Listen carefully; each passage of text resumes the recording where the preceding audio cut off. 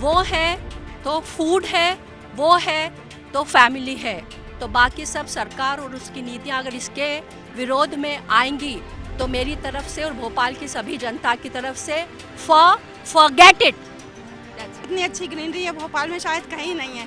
यदि ये खत्म हो गई तो समझ लीजिए फिर भोपाल भी बिल्कुल बंजर ही हो जाएगा धीरे धीरे। सरकार काट के बहुत गलत कर रही है। डेवलपमेंट के नाम पे पेड़ नहीं काटने चाहिए।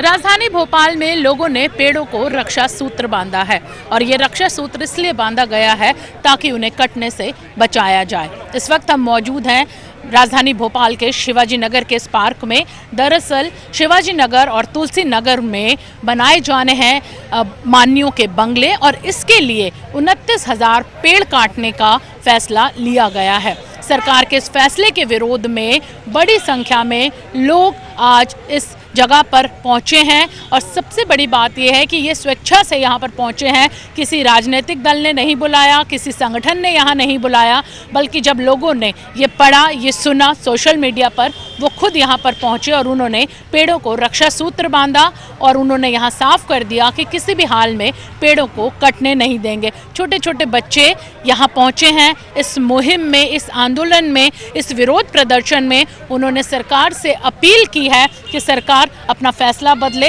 इन पेड़ों को ना काटे और किसी भी हाल में वो इन पेड़ों को कटने नहीं देंगे। मैडम, आप कहाँ से आई हैं और क्या सरकार से मांग है? यहाँ पर बात हो रही थी कि इंदौर और भोपाल, तो मैं इंदौर की हूँ और मेरी शादी भोपाल में हुई है और हमेशा से ही प्रकृति की गोद में पली हूँ।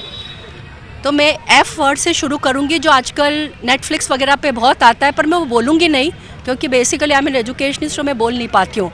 आप समझ जाना, फ जो आजकल हर बात में बोलते हैं कि हाँ, तो I don't want to use that word, but flora, fauna, fauna means animals, flora means green, whatever पेड़ पौधे, वो है तो फूड है, वो है तो फैमिली है।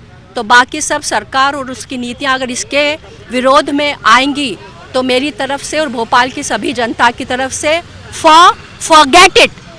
That's it.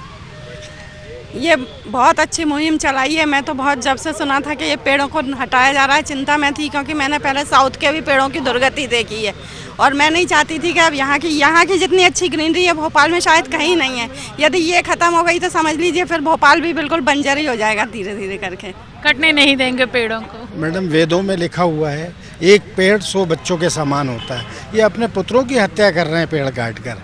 ये देखिए, बड़े तालाब के अंदर 500 साल पुराने पेड़ थे 4-5, जिस पे चमगादड़ें रहती थी, आज देखने को नहीं मिल रही हैं। तो हमारा सरकार से अनुरोध है कि कम से कम प्रकृति के साथ ना खेलें। भोपाल में बहुत सी जगह वीरान पड़ी हुई है, वहाँ पर जाना बना लें जो बनाना है। अभी जैसे लोगों ने बताया विधानसभा के पुरानी खाली पड़ी बना सकते हैं, लेकिन ये हत्या करना पेड़ों की, ये तो सरासर गलत है। और वेदों में भी इसका उल्लेख है कि पेड़ को कभी काटा नहीं जा सकता, उसमें जीव होता है।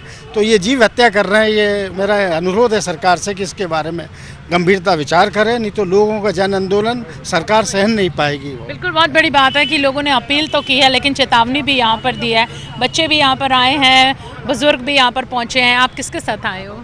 मम्मी के साथ आई हूँ। क्यों आए हो यहाँ पर? मुझे लगता है कि हमारे भोपाल की शान है ये पेड़, यहाँ की ग्रीनरी। मैं कभी भी कहीं पे जाती हूँ और वहाँ से वापस आती हूँ तो यहाँ की एक लंबी गहरी सांस लेती हूँ। मुझे लगता है कि यहाँ की जितनी ताज़ी हवा है वो इन पेड़ों से है। सरकार काट के बहुत गलत कर रही है। डेवलपमेंट के नाम पे पेड़ नहीं काटने चाहिए, बल्कि और प्लांट करने चाहिए ताकि सस्टेनेबल डेवलपमेंट की तरफ हम बढ़ें। मैं अपनी बेटी को लेकर आई। मैं 19 साल से भोपाल में रह रही हूँ। मैं एमपी की हूँ।